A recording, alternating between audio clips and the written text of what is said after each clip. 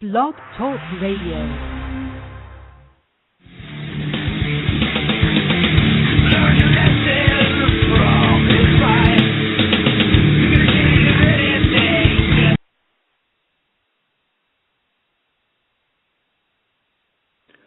Hi, this is David Worth. I was the director of photography on Bloodsport and the director of Kickboxer, launching the career of Jean-Claude Van Damme. You're listening to Justin Ray Harvey. Hi, this is Tony Luke Jr., a.k.a. Joey the Nail Nardone, and you're listening to Justin Ray Harvey.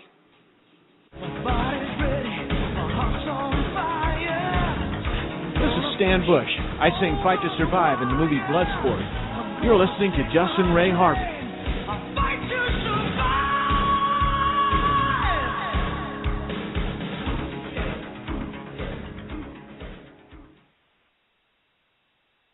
Hi, I'm Tony Luke Jr., also known as Joey the Nail. Please follow my friend Justin Ray Harvey on Facebook, Twitter, and Skype. His tag is @Justin Harvey. He's a great guy. I follow him, and I know you'll enjoy following him too. That's right, ladies and gentlemen. We are live on J-Ray Radio. I am your host, Justin Ray Harvey. Sorry for the technical difficulties. I was having trouble dialing in to Blog Talk Radio for some reason. But without further ado, let's see if I can't get my guest on the line, Mr. David Worth. He worked on the movie Bloodsport, and he was also the director of another great film called Kickboxer. So let me see if I can get him on the line. I can hear you, Justin. David, how's it going, my friend? I'm here, dude. I'm here waiting. Oh, awesome. How you feeling tonight? Excellent. Awesome. So, welcome to the show, and I appreciate you coming on to the show with your busy schedule and a short notice. And I know that me and you have been corresponding this interview for quite a few weeks now. So well, it's my pleasure, really Justin. I enjoyed hearing all of the voices and music and sounds from Bloodsport. It brought back a lot of good memories. Awesome. So, to start things off, David, if you don't mind, could you tell my audience how you got involved with Bloodsport and also Kickboxer? Certainly. I was actually doing a very big second unit at Warner Brothers on a film called Inner Space. It starred Martin Short. It was a big special effects movie, and I was DPing the second unit on it in Hollywood and also up in San Francisco. When I got an interview to go to Canon Pictures and interview for a little martial arts film called Bloodsport, and I went and met the producer, and I met the director, and we talked and chatted, and it was launching some new guy that I didn't know about called Jean-Claude Van Damme. And a few weeks after I had met the director, Newt Arnold, Newt had been an assistant director for Sam Peckinpah and William Friedkin. So he had really impeccable credentials, and that was the reason I wanted to do the movie, was just to work with Newt, because he had worked with a couple of my big heroes, Peckinpah, who did The Wild Bunch and Straw Dogs, and Bill Friedkin, who had done The French Connection and lots of great films. So I really wanted to work with Newt. He was directing, and a few weeks later I got the word that that I'd gotten the job, and I was going to be going to Hong Kong, which I had never done before. I hadn't been to Hong Kong. And I actually had to leave Inner Space a couple of weeks early. Most of the second unit had been done, and I went to the director, Joe Dante, and told him my situation. And he said, fine, we don't want to keep you from having this opportunity to go to DP a feature in Hong Kong. All the best. And he gave me a very nice send-off in front of the cast and crew, and I was off to Hong Kong. Wow. Yeah, I actually wanted to tell you something too. Now that I think about it, when I first met my instructor and one of my best friends in the world, Frank Dukes, when I interviewed him, the way he described you, he said that you were a brilliant mind to work with. Oh, that's very kind of Frank. Frank was great. I mean, the movie, of course, was based on Frank. We took a lot of flights of fancy, but it was based on Frank. Frank was the original MMA underground fighter back in the day when those fights were illegal and done in done off the grid and off the charts. And he was a very tough bad dude to go and do that back in the day, because there were no rules, there was no sanctions, there was no having it on television so people could see it and make it popular. He was a tough guy, and we enjoyed having him on the film. He was there as our basically as our authority to go to make sure that we got it right, even though we weren't trying to make a documentary on his life. It was a fantasy based on his life, but it was a Hollywood feature with action and adventure and all of those good things. But Frank was a joy to work with, and if it wasn't for Frank, there wouldn't be a Bloodsport. Oh, absolutely, and that has been my favorite film since I was 3 years old. So, I mean, that film and Frank's life has made a huge impact on me, and that's why it's such a huge honor to, have you on my show tonight. And also, one of my other favorite films was Kickboxer. How did that come about, and did the direction go the way that you wanted it to go, or? Very, very much so. One other comment on Bloodsport: there isn't a week goes by that someone doesn't tell me when they find out that I was the DP on Bloodsport. Oh, they say that was my favorite film. I just finished teaching a couple of weeks of summer film camp at UCLA, and one of the mentors there came and he knew my work, and he said, "Did I ever tell you that Bloodsport was my favorite film when I was growing up?" So it's a favorite. With many people everywhere I go in the world, when they find out I did Bloodsport and Kickboxer, I hear that from young people that they grew up with it, they saw it with their dad, it helped them go into filmmaking or martial arts or whatever. Kickboxer came about because the producer was the same producer who did Bloodsport, and he saw how well I got along with the Hong Kong crew when we did Bloodsport, and how I moved it along and got everything done efficiently. And I kept asking him, I kept saying, I want to direct the next one. I didn't even know there was going to be a next one. No, you never know. We didn't know if the film was going to be a hit or a miss. Well, luckily, Mr. Van Damme, who I always like to say is the man who brought the art to martial arts, since he comes from a dancing background, he made it very artistic and poetic, as well as vicious and tough. And because of his good looks and his charm and his French accent, he also brought another element to martial arts that had never been there before in the audience. He brought ladies. Mm-hmm. He brought the ladies to the audience. So Kickboxer happened because Bloodsport was a hit. And actually there was a period of time when we didn't know if we were going to get Mr. Van Damme back. He was off doing a couple of other things. He didn't know if he wanted to come back and do another one. And we actually did some casting and had another person in line for that role. But when Jean-Claude came back, we were more than thrilled to have Jean-Claude back, because we all thought that he was really the reason why the film was a hit. So I worked very, very carefully. The film didn't come together very easily. The financing was there, and then it was gone, and then it came back again. And all during that time, I was polishing the script. I was doing my storyboards.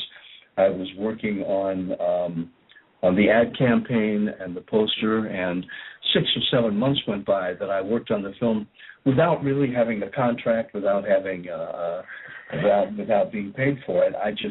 I rolled up my sleeves to show the producer how much I really wanted to do the project, and then eventually it all came together. And there was a big 2-page ad, a centerpiece ad in the middle of Variety, saying that Kings Road was announcing that Bloodsport would be shot in Hong Kong, starring Jean-Claude Van Damme and directed by David Worth.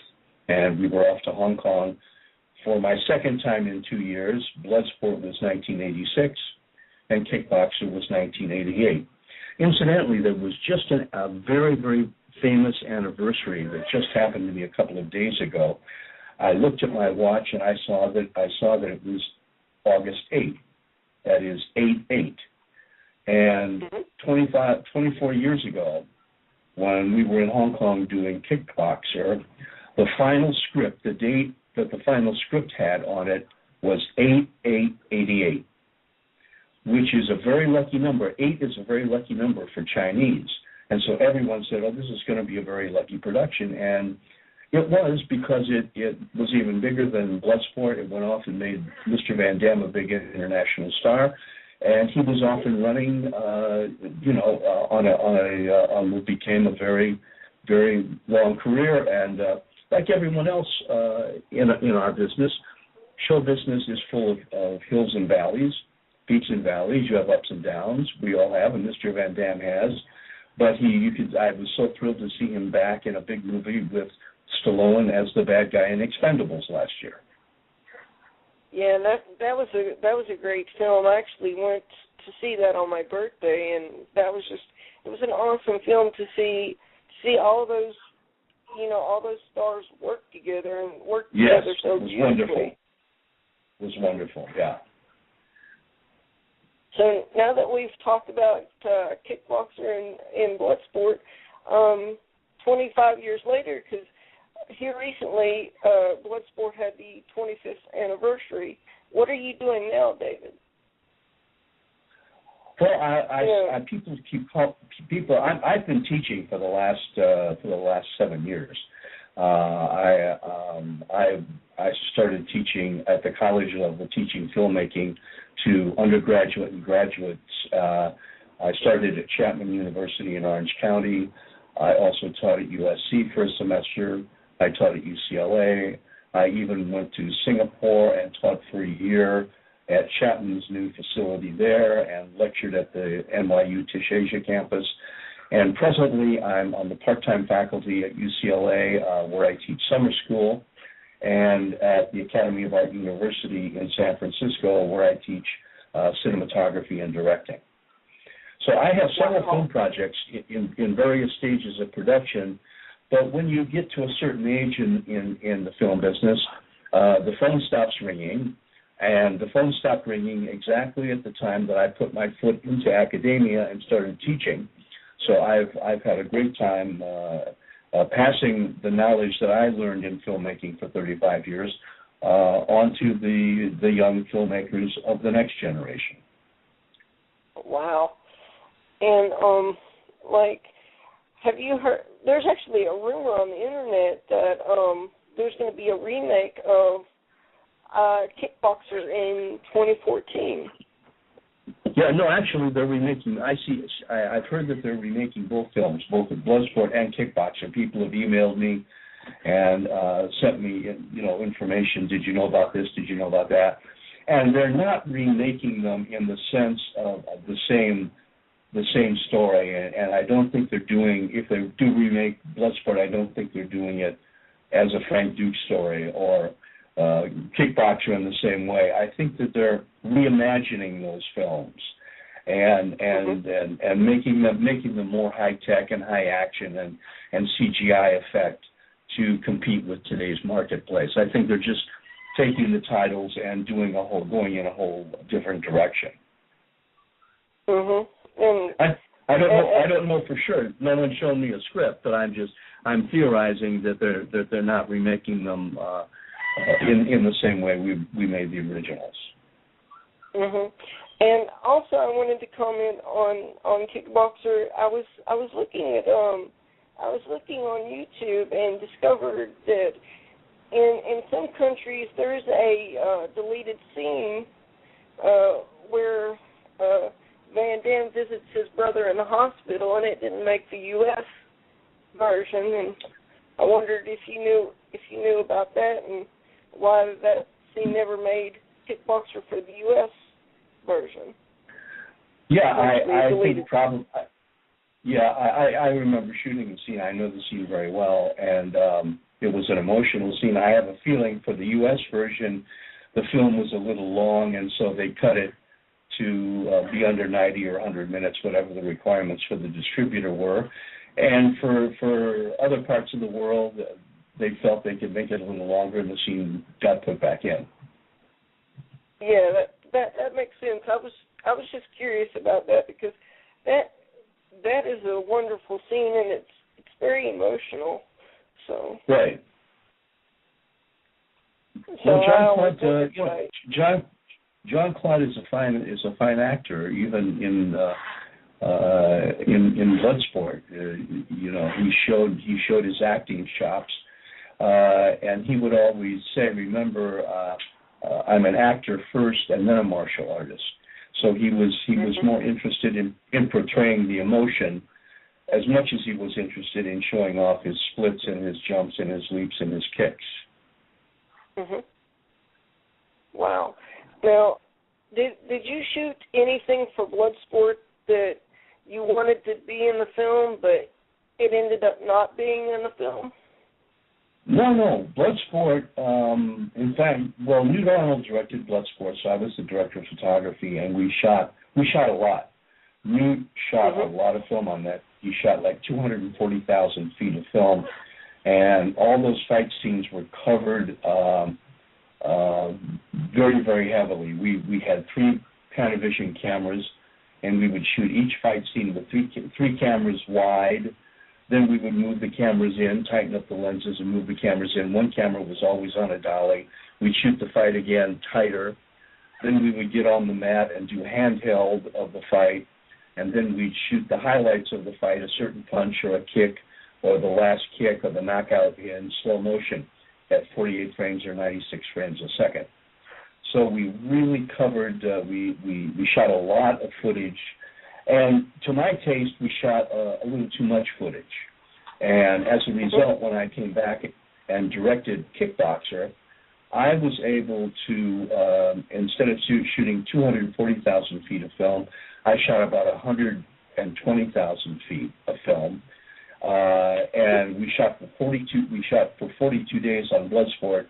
On Kickboxer, we shot for like 35 or 36 days. Even though we shot in 2 countries on Kickboxer, we shot in Hong Kong and Bangkok, and we made several trips back and forth.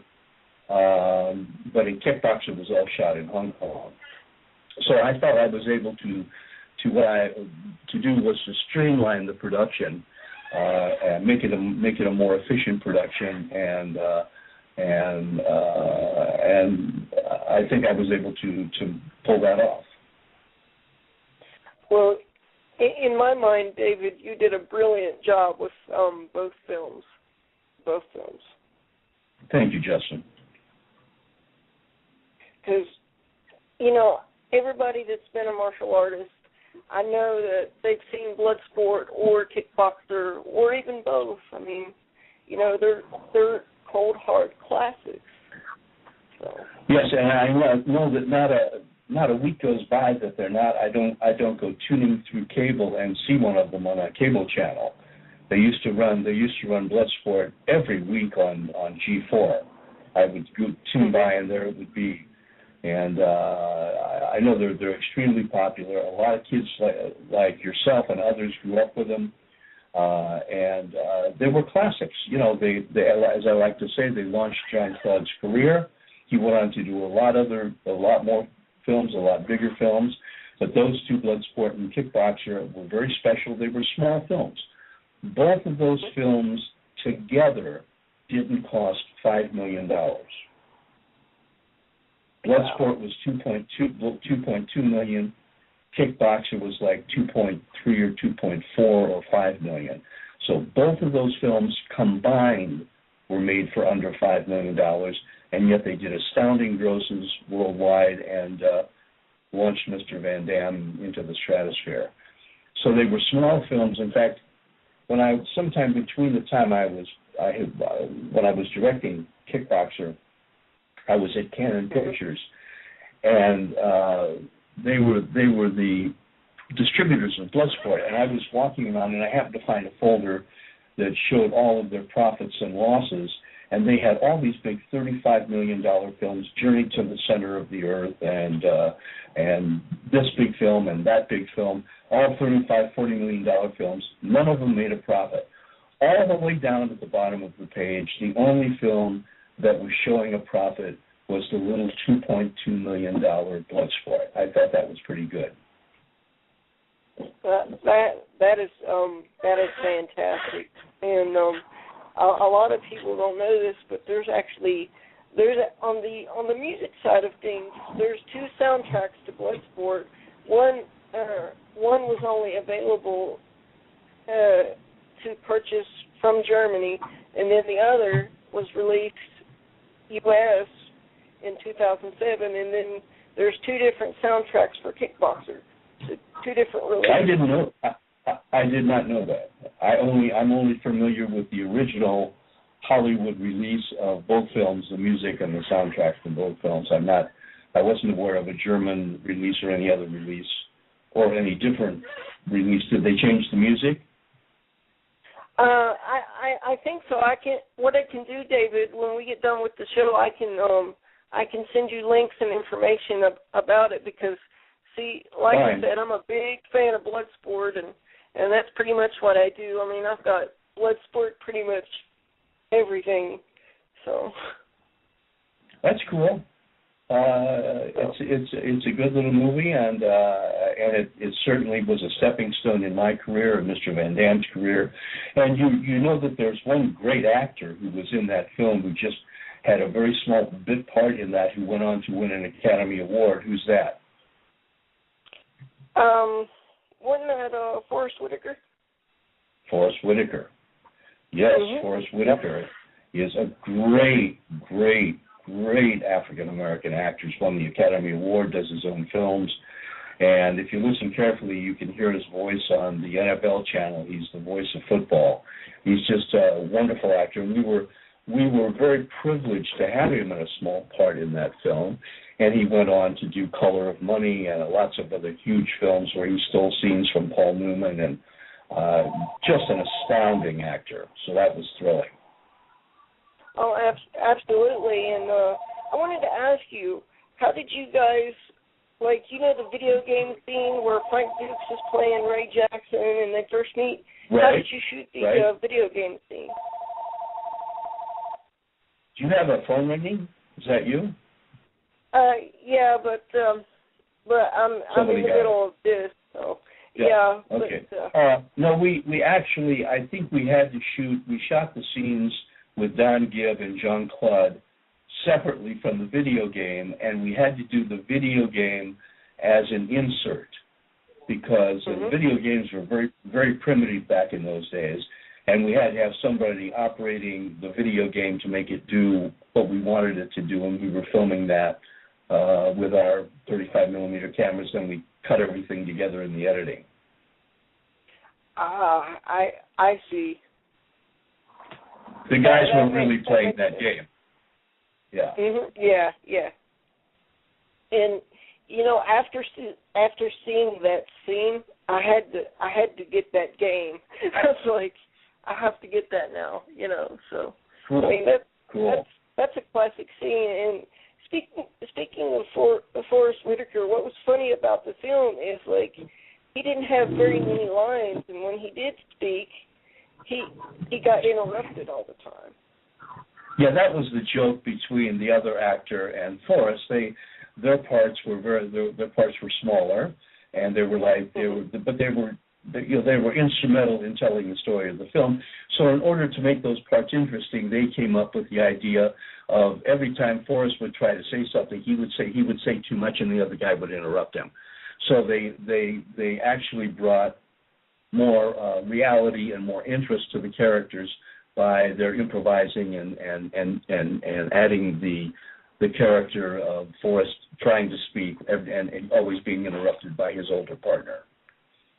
Yeah, I always thought that was amusing. Yes, and that's the reason why they did it, because they realized they were small parts and they wanted to bring another dimension to them, and they did a fine job. Mhm. And I'd like to comment, David, if they did make a remake of Bloodsport, which I know they're talking about doing it, I would love to see you work on the film. Well, I would love to work on any film. I'm the kind of guy that I do any film that comes across my desk.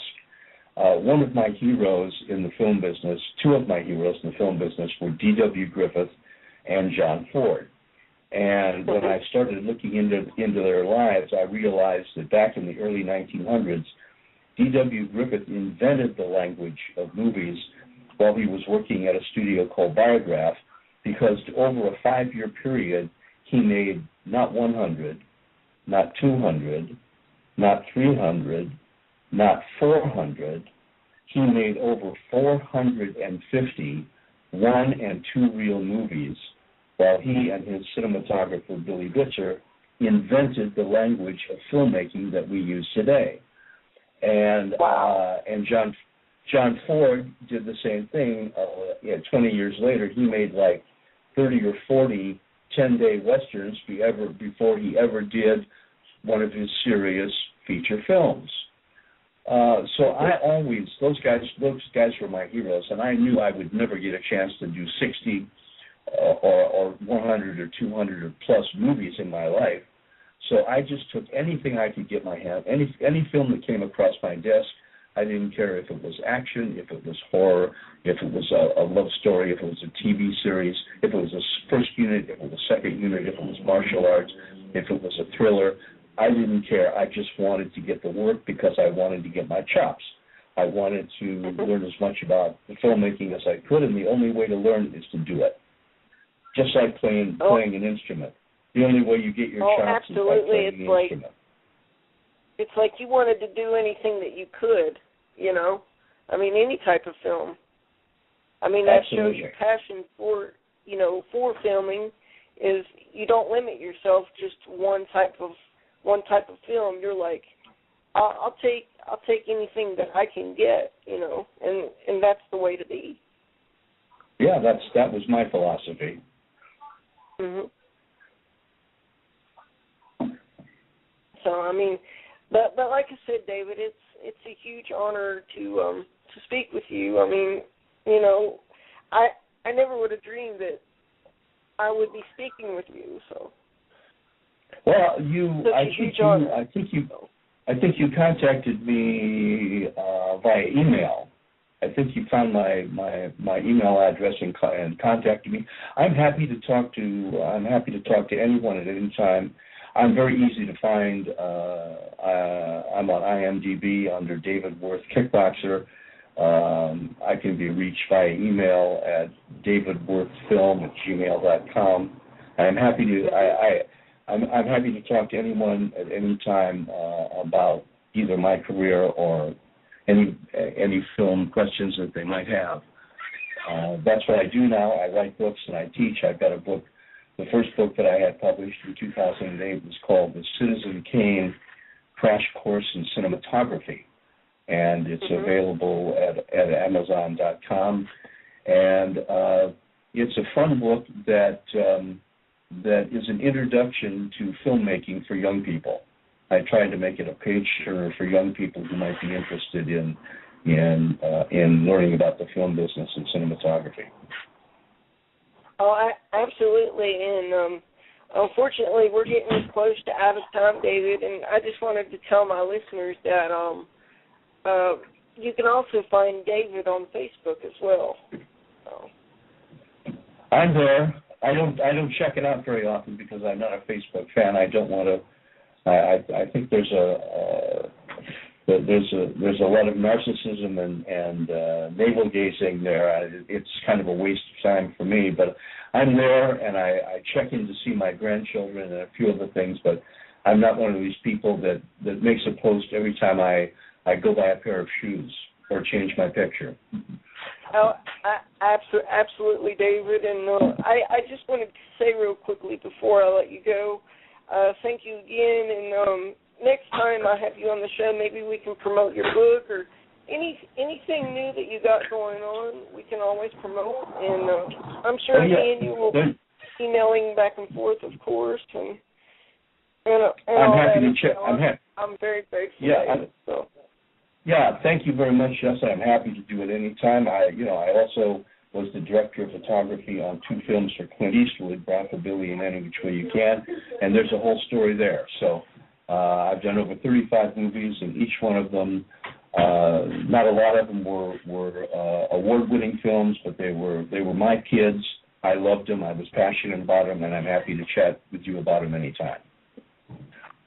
Oh, that would be great, and like I said, I will be sending, just out of fun, I'll be sending you those that information on those 2 Bloodsport soundtracks. Perfect. And just some interesting facts that I've found through the years, and like I said, David, I appreciate everything that you've done, and I'm hoping eventually that I'll get the opportunity to sit down with you and meet you face to face. That would be awesome. Well, hopefully it'll happen. Thank you, Justin. I enjoyed chatting with you, and as I said, I'm happy to do it anytime. Thank you, David. And do you have any final thoughts for my listeners before I let you go? Well, all of the young filmmakers out there, I think that what they should be doing is like what Kurt Cobain did in the 1990s when he was forming garage bands, because the technology was there to make records in your garage that would go out and reach the public. Now you can form you can be garage filmmakers, because the technology is there with DSLRs, with nonlinear editing. Once you have a DSLR high-def camera and a nonlinear editing system, you're your own studio, and you can greenlight your own productions, get your friends together, and make a movie, and I highly encourage it. I have lots of stories I can tell about independent filmmaking, but that's another show. Oh, absolutely, because like I said, David, you are welcome on my show anytime you want, my friend. So. Okay, Justin, all the best. All the best to you, David. Thank you. Okay, bye-bye. Bye.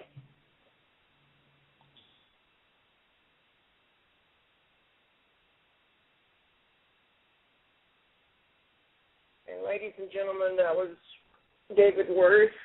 I had a blast doing this interview, and judging by this interview, I will definitely have David Worth back on my show at some point in the year. So stay tuned for that, and stay tuned for the next edition of J. Ray Radio. Take care, everybody, and remember, show some respect.